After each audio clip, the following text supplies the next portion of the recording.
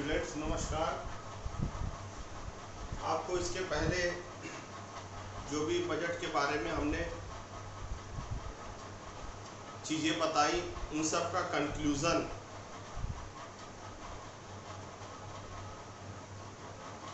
निकालते हुए उसको कंक्लूड करते हुए 2021-22 का बजट के बारे में आज हम कुछ चर्चा करेंगे। लगभग उससे संबंधित सारी चीज़ें जो भी इसके अंदर जो भी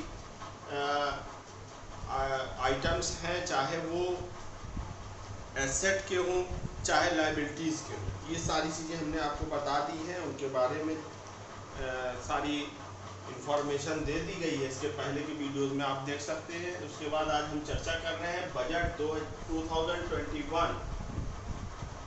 Here how government will raise and spend money.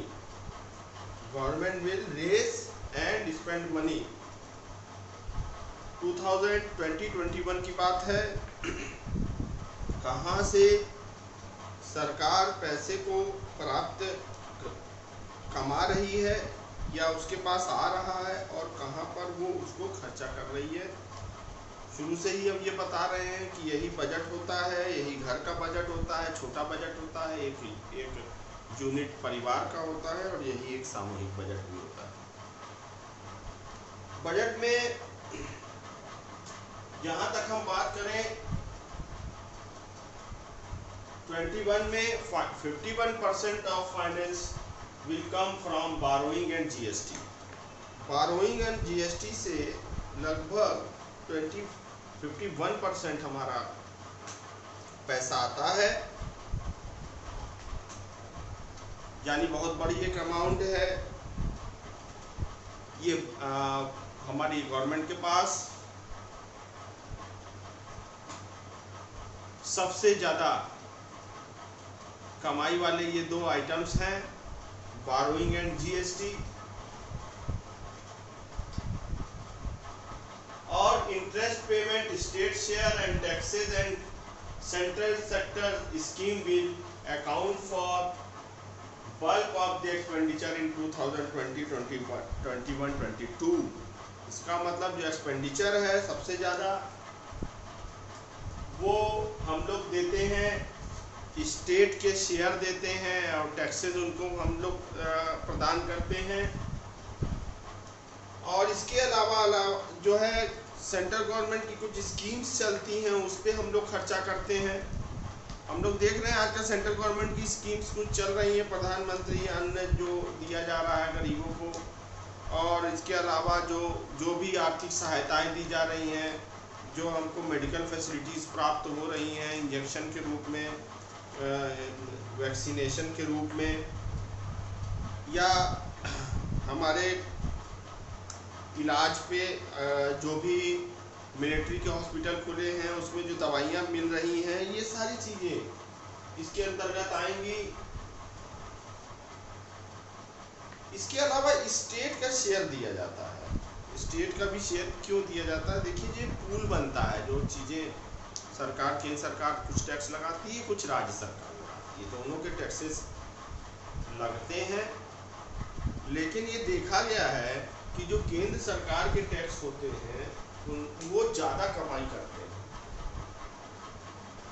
ये पूल बना सेंटर का जो टैक्सेस का है और ये स्टेट का पूल बनता है, यानी जहाँ जहाँ से भी इनकम आ रही है सब इसके अंदर जाएगी, इस तालाब में जाएगी सेंटर की और इस में स्टेट की। स्टेट का पूल बहुत छोटा होता है। अब जहाँ तक खर्चों की बात करें तो इनके खर्चे कम होते हैं और इनके खर्चे बहुत ज़्यादा होते हैं। अब देखिए कि यहाँ पर आमदनी बहुत ज़्यादा आ रही है, इन ज़्यादा हो रहा है, आउट सेंटर के खर्चे कम होते हैं, और यहाँ पर इन बहुत कम हो रहा है और खर्चे बहुत ज़्यादा होते हैं। तो नेचुरल सी बात है इनको इन खर्चों को पूरा करने के लिए, क्योंकि टैक्सेस भी इनको ज़्यादा मिल रहे हैं, तो इनके पास जाना पड़ेगा कि भाई हमको कुछ मदद करें, टैक्सेस तो आपने ज़्यादा ले लिए। तो इसके शेयर्स ये निर्धारित करते हैं सेंटर, और उसके नियम बनाए जाते हैं कि कितना पिछड़े स्टेट को देना है, कितना जो एडवांस स्टेट है उनको देना है, किस आधार पर देना है। कुछ उनकी गुडविल पे भी देखा जाता है कि जो उनको कभी कदार उधार दिया जाता है भी देखा जाता है कैसे वो लौटाते हैं। इसके अलावा उनके सामाजिक, उनके आर्थिक, वहाँ पर कोई आपदा आई हुई है उसको ध्यान में रखते हुए, ये सारी चीज़ों को ध्यान में रखते हुए सेंट्रल गवर्नमेंट कुछ खर्चे स्टेट को देती है। तो वही चीज़ ये कह रहा है स्टेट शेयर ऑफ टैक्सेस, और टैक्सेस का भी जीएसटी वहाँ चला जाता है, तो उसके बाद इनके जो शेयर होते हैं वो लौट जाते हैं। अब हम आगे की चर्चा करेंगे वेयर रुपीज कम फ्रॉम, और कहाँ पर रुपीज जा रहा है और कहाँ से आ रहा है। देखिए कहाँ से आ रहा है इसको हम एक परसेंटेज के हिसाब से बताने का प्रयास कर रहे हैं। इसको हमने यहाँ पर 100 पैसा, अगर ये 1 रुपया है तो ये कहाँ से आया, वो 36 पैसा बोरोइंग एंड अदर लाइबिलिटी से आता है, बोरोइंग करने से आता है। 15 पैसे जीएसटी से आते हैं, 15 पैसे जीएसटी से आते हैं हमारे पास। 36 पैसा किससे आता है, बोरोइंग एंड अदर लाइबिलिटीज से आता है। 14 पैसे 100 पैसे में से सब बात हो रही है, 100 रुपए हम मान रहे हैं, 100 पैसा हमारा जो है पूरी कमाई है। 14 पैसे इनकम टैक्स से आते हैं, 13 पैसे कारपोरेशन टैक्स से आते हैं, बड़े बड़े उद्योगपतियों से। 18 पैसे यूनियन एक्साइज ड्यूटी आती है। 6 पैसे नॉन टैक्स रेवेन्यूज आते हैं, कुछ बिना टैक्स की भी रेवेन्यूज होती हैं। मैंने इसके पहले आपको बताया था कि जो भी सेंट्रल गवर्नमेंट कहीं पर कोई सेवा दे रहा है, कहीं पर सेंट्रल गवर्नमेंट ने कहीं पे लोन बांटा हुआ है, उसका जो फायदा आ रहा है वो सारी चीजें इसमें आती हैं। 5 पैसे नॉन डेब्ट रेवेन्यू है, और 3 पैसे कस्टम्स के आते हैं, 3 पैसे कस्टम्स के आते हैं, एयरपोर्ट वगैरह से ये प्राप्त होता है। तो ये हमारा कुल 100 पैसे का हिसाब है कि ये कहां से हमारा टोटल आया है। अब ये 100 पैसा खर्चा कहां पर होता है उसका हिसाब दिया जा रहा है। यही अमूमन हम लोग देखते हैं जनरली बजट में होता है। इसमें 5 पैसे पेंशन के प्राप्त दिया जाता है। पेंशन पे कितना खर्चा होता है, 5 पैसे। 20 पैसे इंटरेस्ट जो हम लोग कहीं लोन लिए रहते हैं वहीं में चला जाता है। 16 पैसे state share and taxes and duties, state का जो शेयर रहता है टैक्स में, जो जीएसटी में लगा रहता है, उसको हम लौटा देते हैं। 30 पैसे सेंट्रल सेक्टर स्कीम्स, मैंने बताया स्कीम बहुत सारी सेंटर की आपके गांव में चल रही है, आप देख सकते हैं प्रधानमंत्री जिसमें लगा हुआ नाम, वो सेंटर की स्कीमें हैं।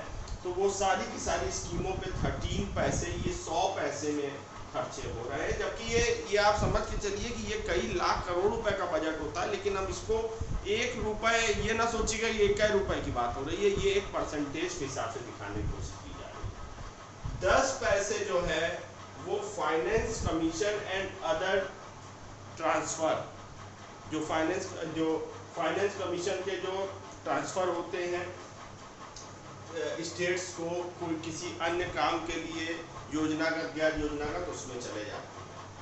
10 पैसे अदर्स, अब 10 पैसे का मतलब कुछ अदर भी रखा जाता है, अचानक कोई बात हो जाए तो कुछ पैसा दिखाकर कि संसद ने बताकर कि भाई ये ऐसी ऐसी घटना हो गई है इसलिए हमने यहाँ पर दे दिया। बाढ़ में आप देखते हैं, भूकंप में आप देखते हैं, कहीं पर अचानक युद्ध छिड़ गया है तो वहाँ से अगर गोला बारूद कुछ मंगाना हो। 9 पैसे सेंट्रली स्पॉन्सर्ड स्कीम्स, कुछ स्कीम्स सेंटर स्पॉन्सर करती है, वो जनता के भलाई के लिए, जनता की गुडविल के लिए, जनता के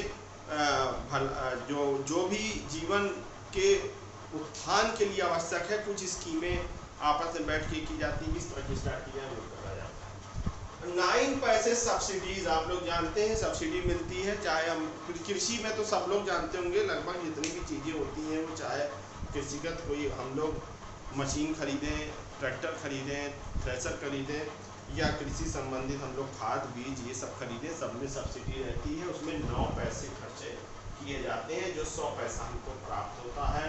और 8 पैसे हम लोग खर्चा करते हैं 100 पैसों में डिफेंस पे, केवल डिफेंस पे। ये इसको खर्चा करने का मेन रीज़न ये रहता है कि ये पूरी की पूरी इकोनॉमी के लिए भाई सुरक्षा अति आवश्यक है। अगर सुरक्षा नहीं रहेगी तो फिर हम लोग का अस्तित्व खतरे में पड़ सकता है। इसको बचाने के लिए हम लोग डिफेंस में 8 पैसे 100 पैसों में खर्चा करते हैं, जो मिलिट्री की साज सज्जा, उसके हथियार, उसके मेंटेनेंस, उसको अत्याधुनिक बनाने के लिए लगातार क्रमिक रूप से खर्चा किया जाता है। जैसा कि आप लोगों ने देखा, इस समय राफेल विमान लाए गए, बड़े जंबो जेट लाए गए, जिसका प्रयोग हुआ। तो ये इस प्रकार से बजट का एक बहुत ही सिंपल रूप आप देख सकते हैं। इसको आपको पूरी की पूरी बुक्स में दिखाया गया है, एक एक आइटम के बारे में बहुत अच्छे से एनसीईआरटी की बुक में बताया गया है। लेकिन ये एक मैंने आज आपको बना के बताया है कि किस प्रकार से, कहाँ से पैसा, where rupee comes from and where goes, कहाँ पे जा रहा है, और उसका आप लोगों को ये अध्ययन देखना चाहिए, जिससे आपको एक आइडिया मिल सके। आशा करते हैं कि ये आपको समझ में आया होगा। धन्यवाद।